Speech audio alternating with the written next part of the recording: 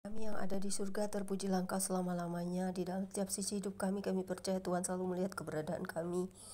Dan kembali firman-Mu kami mau renungkan, kami mau baca, supaya kami mengerti memahami hikmat firman-Mu. Selalu terangi hati dan jiwa kami dan Roh Kudus-Mu, agar setiap apa yang kami baca dan dengar, kiranya itu akan selalu menjadi kekuatan kami dan dapat menjadi cambuk untuk kami melangkah, supaya kami tidak menyimpang ke kiri ke kanan, tetap setia menyembah Engkau, Sang Pencipta langit dan bumi, Tuhan semesta alam, Raja Mesias yang datang dari surga, dalam roh dan kebenaran, dalam Yesus Kristus yang adalah kasih dan Bapa Pencipta segalanya. Amin. Pembacaan Alkitab di siang dalam sore hari ini terambil dari 2 Samuel 30 ayat 1 hingga dengan ayat yang ke 27 dengan perikop Hizkia merayakan Paskah yang demikian bunyinya. Kemudian Hizkia mengirim pesan kepada seluruh Israel dan Yehuda, bahkan menulis surat kepada Efraim dan Manasye supaya mereka datang merayakan Paskah bagi Tuhan Elohim orang Israel di rumah Tuhan di Yerusalem. Raja bersama-sama para pemimpin dan seluruh jemaat di Yerusalem merancangkan untuk merayakan Paskah pada bulan kedua, karena mereka tidak dapat merayakannya pada waktunya sebab para imam belum menguduskan diri dalam jumlah yang cukup dan rakyat belum terkumpul di Yerusalem. Rancangan itu diterima baik oleh raja dan seluruh jemaah. Mereka memutuskan untuk menyiarkan maklumat di seluruh Israel dari Beersheba sampai Dan, supaya masing-masing datang ke Yerusalem merayakan Paskah bagi Tuhan Elohim Israel, kalau mereka belum merayakannya secara umum seperti yang ada tertulis. Maka berangkatlah pesuruh-pesuruh cepat ke seluruh Israel dan Yehuda membawa surat dari raja dan para pemimpin, dan mengatakan sesuai dengan perintah raja, hai orang Israel, kembalilah kepada Tuhan Elohim Abraham, Ishak dan Israel. Maka ia akan kembali kepada orang yang tertinggal daripada kamu, yakni mereka yang terluput dari tangan raja-raja Asyur. Janganlah berlaku seperti nenek moyangmu dan saudara-saudaramu yang berubah setia terhadap Tuhan Elohim nenek moyang mereka, sehingga ia membuat mereka menjadi kedasatan seperti yang kamu lihat sendiri sekarang. Janganlah tegar tengkuk seperti nenek moyangmu. Serahkanlah dirimu kepada Tuhan dan datanglah ke tempat kudus yang telah dikuduskannya untuk selama-lamanya, serta beribadahlah kepada Tuhan Elohimmu, supaya murkanya yang menyalanya undur daripadamu.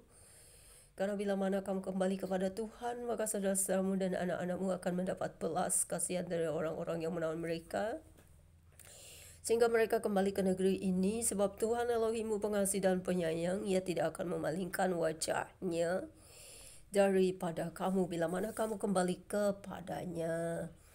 Ketika pesuruh-pesuruh cepat itu pergi dari kota ke kota, melintasi tanah Efraim dan Manasye sampai ke Zebulun, mereka ditertawakan dan diolok-olok. Namun beberapa orang dari Asyir, Manasye dan Zebulun merendahkan diri dan datang ke Yerusalem. Di Yudanya tak pula tangan Elohim yang membulatkan hati mereka untuk melakukan perintah raja dan para pemimpin sesuai dengan firman Tuhan.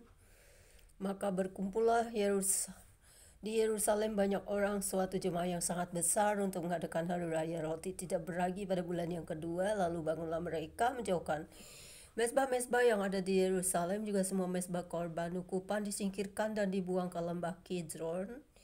Kemudian disembelihlah domba Paskah pada tanggal 14 bulan kedua. Maka para imam dan orang-orang Lewi merasa malu, lalu menguduskan dirinya dan bawa korban bakaran ke rumah Tuhan.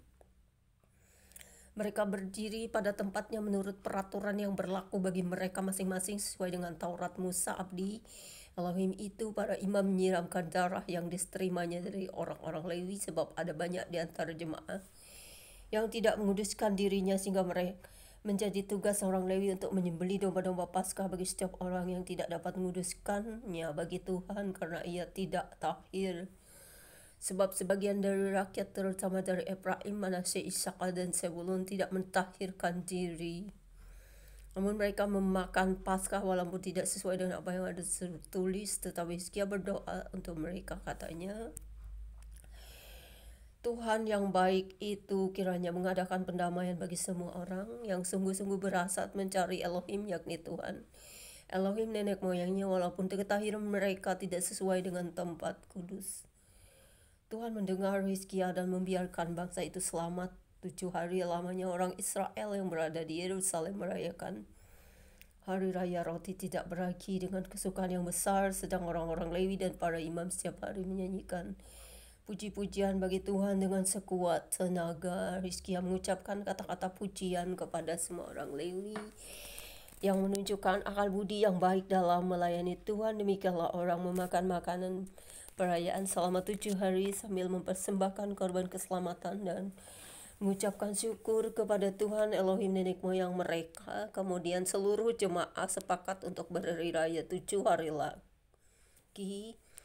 Lalu mereka berhari raya 7 hari lagi dengan sukaria, sebab Hizkia Raja Yehuda telah menyumbangkan kepada jemaah 1.000 ekor lembu jantan dan 7.000 kambing domba. Juga para pemimpin menyumbangkan kepada jemaah 1.000 ekor lembu jantan dan 10.000 ekor kambing domba, dan sebagian besar para imam telah menguduskan diri.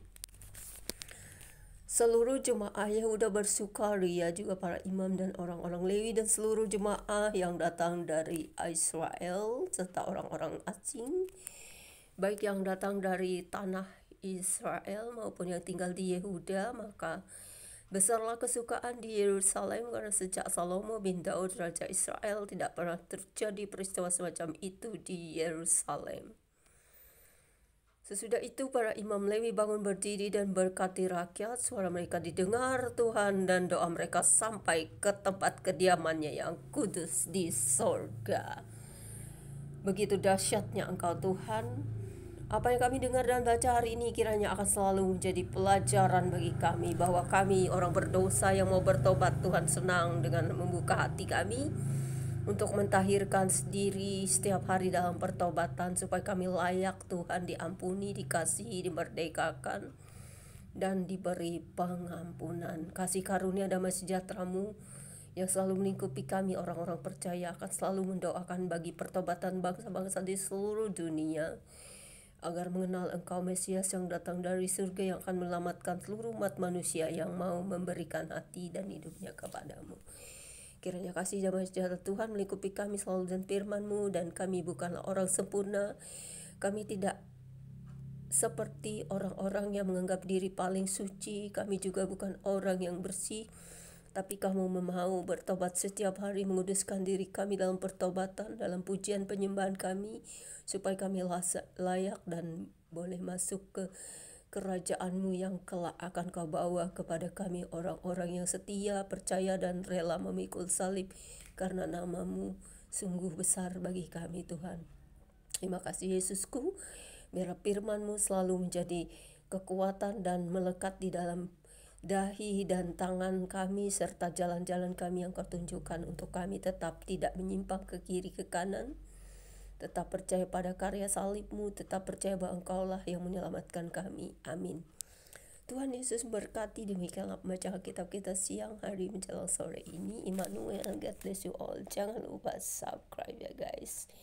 God bless you, subscribe saya dan kami semua yang ada di bumi ini. Tuhan berkati kami apapun keadaan kami. Amin.